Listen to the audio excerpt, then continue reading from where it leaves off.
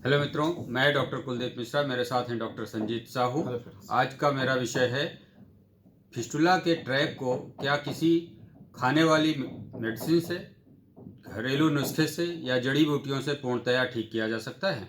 बिल्कुल, जैसा कि सर ने बताया कि फिस्टुला किसी भी खाने वाली औषधि से, चाहे वो कोई जड़ी बूटी हो या कोई घरेलू नुस्खा हो, ठीक नहीं किया जा सकता है। डियर फ्रेंड्स, हमने अपने क्लिनिकल प्रैक्टिस में आज तक किसी पेशेंट को नहीं देखा है कि जो किसी भी खाने वाली औषधि से या कोई घरेलू नुस्खे से या कोई जड़ी बूटी से सही हुआ हो। डियर फ्रेंड, बहुत लोग ऐसे क्लेम करते हैं कि हम ये जड़ी बूटी देंगे या इस दवा से हम फिस्टुला को पूर्ण रूप से सही कर देंगे। तो डियर फ्रेंड्स, या तो उनको इस बीमारी बारे में पता नहीं है या तो फिर वो पैसे कमाने के लिए ऐसा बोलते हैं। डियर फ्रेंड्स, आज हम यही डिस्कस करेंगे क्यों फिस्टुला किसी भी खाने वाली औषधि से या किसी चमत्कार से या किसी घरेलू नुस्खे से या कोई ऐसा जड़ी बूटी है जो नहीं सही कर सकती, ऐसा क्यों हम लोग बोल रहे हैं। डियर फ्रेंड्स, क्योंकि हमने अपनी क्लिनिकल प्रैक्टिस में देखा है किसी किसी को सिंगल फिस्टुला था, एक फिस्टुला का ओपनिंग थी और वो टाइम वेस्ट करते रहे और वो मल्टीपल फिस्टुला में कन्वर्ट हो गए।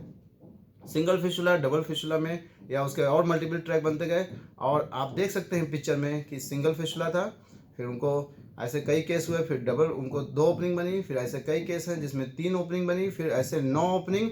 और ऐसा भी केस हमने देखा है जैसा कि आयुर्वेद में वर्णन है, शतपूर्णक फिस्टुला यानी 100 छेद वाला फिस्टुला। तो आप पिक्चर में देख सकते हैं कि इन्होंने क्या हुआ, टाइम वेस्ट करते रहे, इधर उधर की औषधियाँ खाते रहे और कल वो जो बीमारी बहुत आसानी से ठीक होने वाली थी वो इतना कॉम्प्लिकेटेड बना दिया कि अब उसको ठीक करना शायद ही बहुत मुश्किल का काम है। लेकिन कोई भी फिस्टुला हो वो ठीक हो सकता है, बस इसकी सही डायग्नोसिस होनी चाहिए और सही ट्रीटमेंट। डियर फ्रेंड्स, आइए हम देखते हैं। जैसे हम देखते हैं ये फिस्टुला है, यहाँ पे आप देख रहे हैं कि लगभग 5 o'clock पे आपको एक ओपनिंग दिख रही है। तो ये फिस्टुला की एक्सटर्नल ओपनिंग ऐसे होती है, यहाँ पे कोई पस का डिस्चार्ज नहीं है, एकदम ड्राई है। तो ये भी फिस्टुला है।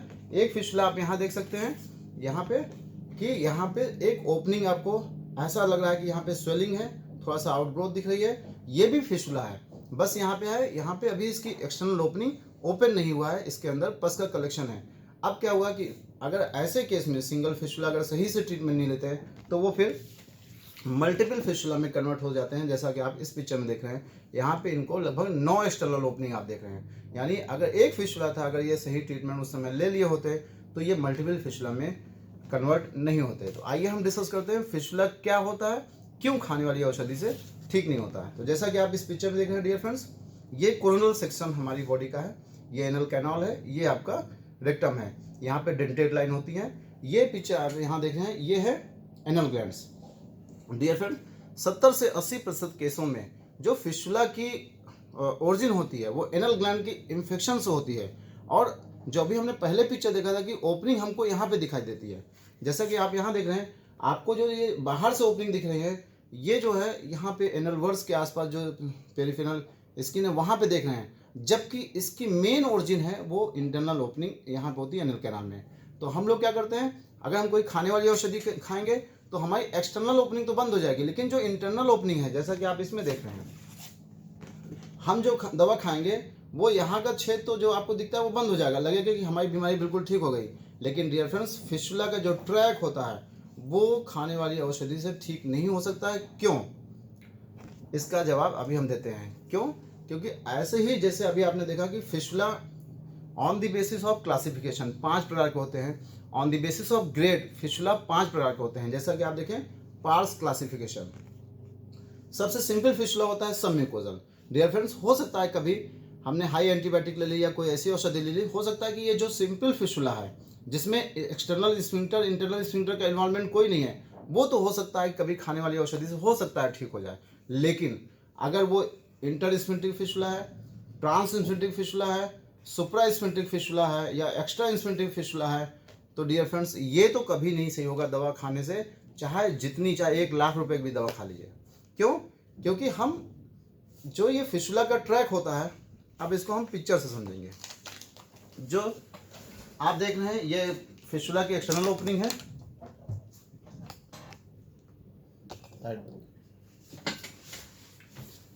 यहाँ पे देख रहे हैं फिस्टुला की एक्सटर्नल ओपनिंग है और ये इसकी इंटरनल ओपनिंग है। डियर फ्रेंड, फिस्टुला मतलब होता है कि जिसमें दो सुपरफिशियल सरफेसेस पे के बीच में एक ट्रैक हो, एक एबनॉर्मल कैनाल होती है।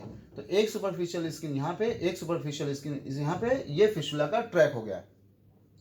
फिशुला के ट्रैक के अंदर अगर हम देखें, जैसे ये फिशुला मान लेते हैं, ये हमारी एनल कैनाल है, एक मॉडल है, मॉडल से मैं समझाने की कोशिश कर रहा हूँ। ये हमारी एनल कैनाल है। जब आप उंगली लगा के पर रेक्टल एग्जामिनेशन करेंगे तो आपको अंदर की ओपनिंग फील होगी, ये जो अंदर है, और जो बाहर की ओपनिंग आप देख रहे हैं यहाँ पे है। तो बाहर की ओपनिंग आप यहाँ देख रहे हैं और अंदर की ओपनिंग यहाँ पे आपको फील हो रही है। तो यानी इस सरफेस से लेके अंदर के एनल कैनाल के बीच में एक ट्रैक गया है, एक पतली सी छड़ी गई है। अगर हम प्रोबिंग करके दिखाएं तो देखिए, अभी आप देखिएगा यहाँ से ये निकलते हुए दिखाई देगा, ये देखें। यानी यहाँ पे क्या है, एक ट्रैक था, एक ट्रैक है, इसी को हम फिशुला बोलते हैं। अब जो फिशुला होता है डियर फ्रेंड, इसमें 5 चीज़ें होती हैं। एक तो डेड सेल्स होती हैं, जो कि फिशुला का जो अंदर इनर लाइनिंग ऑफ जो फिशुला ट्रैक होता है उस पर ये चिपके पड़े होते हैं, जिसे हम लोग बोलते हैं अनहेल्दी ग्रेनुलेशन टिश्यू भी बोल सकते हैं। ये चिपके पड़े होते हैं जस्ट लाइक टू एक पॉलीथीन लाइक स्ट्रक्चर। अगर आप फिशुला के ट्रैक को ओपन कर देखिए तो जैसे लगता है पॉलीथीन इसमें चिपकी गई है। तो जब तक हम इसको नहीं हटाएंगे, जब तक ये साफ नहीं होगा, तब तक फिशुला नहीं सही कर सकते हैं। तो वहाँ पे क्या है, डेड सेल्स हैं, डेब्रीज होती हैं। यहाँ पे कुछ जो यहाँ पे डेड सेल्स होती हैं जो टूट टूट के गिरती हैं, यहाँ पे इकट्ठा होते रहते हैं, और यहाँ पे पस भरा होता है। आप सोचिए, अगर पस कहीं बॉडी में कलेक्ट है, अगर उसको एक्सरसाइज नहीं किया गया, वो बाहर नहीं निकला, तो कैसे अंदर ठीक हो सकता है। इसीलिए मैं कह रहा हूँ कि किसी भी खाने वाली औषधि से हम फिशुला को ठीक नहीं कर सकते हैं। और यहाँ पे बैक्टीरिया ग्रो कर रहे होते हैं, क्योंकि जब हम मल त्याग के लिए जाते हैं तो बहुत सारा जो मल में बैक्टीरिया होते हैं, जैसे ई कोलाई हो गया, ग्राम नेगेटिव बैक्टीरिया होता है, एनारोबिक बैक्टीरिया होता है, बैसिलस प्रोटियस होता है, बैक्टीरियाड्स होते हैं, और जो बाहर से एंट्री कर जाते हैं जैसे स्ट्रेप्टोकोकस, स्टेफिलोकोकस, ये ग्राम पॉजिटिव बैक्टीरिया होते हैं। और जितने बैक्टीरिया का मैंने नाम लिया वो सब एनारोबिक होते हैं, यानी ऐसे बैक्टीरिया जो ऑक्सीजन की एब्सेंस में भी ग्रो करते रहते हैं इस ट्रैक के अंदर। और जब हम मल त्याग के लिए जाते हैं तो मल का जो पार्ट होता है या कोई भी फॉरेन पार्टिकल इंटरनल ओपनिंग से बाहर इसमें आता रहता है। अब मान लीजिए हमने दवा खाई और यहाँ पे इसकी ओपनिंग बंद हो गई, आपको लगा कि हमारा जो अंदर का मतलब हमारा फिशुला ठीक हो गया, लेकिन डियर फ्रेंड ऐसा नहीं होता है। अब जहाँ पे पस है, जब तक वो बॉडी से नहीं निकलेगा वो और पस का फॉर्मेशन होगा, क्योंकि वहाँ पे बहुत सारे बैक्टीरिया ग्रो कर रहे होते हैं। जहाँ भी बैक्टीरिया ग्रो करेगा वहाँ पे पस का फॉर्मेशन होता रहेगा। और अभी जो सिंगल ट्रैक था, अब आपको देखिए वहाँ पे मल्टीपल ट्रैक्स में बदलना शुरू होगा। अभी यहाँ पे एक ओपनिंग थी एक्सटर्नल, अब आपको 2 ओपनिंग दिखाई देगी,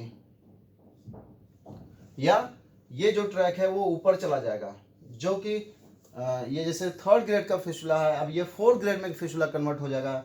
या जो सिंपल फिशुला था, बिल्कुल जो बहुत आसानी से ठीक होने वाला था, सब म्यूकोजल, अब वो इंटरइन्फेंट्री फिशुला में कन्वर्ट हो जाएगा।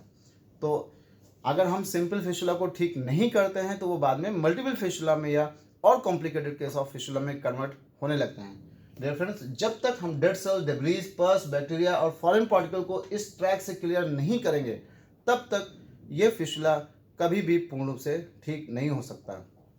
तो डियर फ्रेंड्स, कहने का प्रयास ये है कि जब भी हमारी बॉडी में कोई ऐसी अबनॉर्मलिटी दिखे, हमारे मल द्वार से या मल द्वार के आसपास में कोई फुड़िया फुंसी बनती है, उसमें से पस डिस्चार्ज होता है, उसमें से कोई लिक्विड या पानी जैसा या ब्लड आता है, तो सबसे पहले अपने नियरेस्ट जो सबसे बेस्ट सर्जन हो आपके यहाँ, चाहे वो आयुर्वेदिक एमएस सर्जन हो, चाहे वो एलोपैथिक सर्जन हो, आप जाके उनसे कंसल्ट करिए और अपनी बीमारी को पहले दिखाइए, बिना किसी को दिखाए।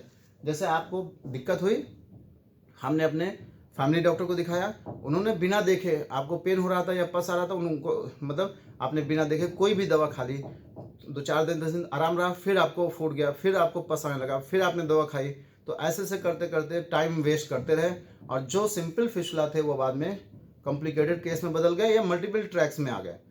तो अपने आसपास जो भी बेस्ट सर्जन हो, एक बार उसको जरूर दिखाइए, एक बार उनसे कंसल्ट करिए, इसकी फाइनल डायग्नोसिस बनवाइए।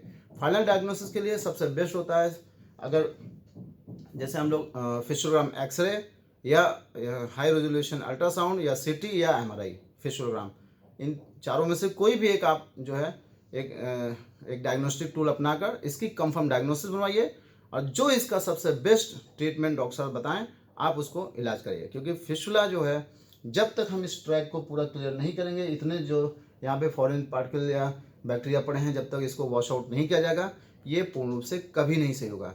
लेकिन यहाँ पे क्या है कि अगर हाई एनल फिस्टुला आता है तो उसके लिए सबसे बेस्ट जो होता है वो क्षारसूत्र थेरेपी होती है, क्योंकि क्षारसूत्र में एनल स्फिंक्टर्स को कोई नुकसान नहीं पहुंचता है, दोबारा होने की संभावना बहुत ही कम होती है, पेन बहुत कम होता है, एक्सपेंसेस बहुत कम हो जाते हैं, और आपका डेली रूटीन लाइफ जो है, जो भी आपकी नॉर्मल जॉब है वो कभी छूटेगी नहीं, और आप जॉब को करते करते अपना पूरा ट्रीटमेंट ले सकते हैं। तो अपने आसपास कोई क्षारसूत्र सर्जन हो, एक बार उससे ज़रूर कंसल्ट करें, फिर उसके बाद इसका जो सही ट्रीटमेंट है वो लें।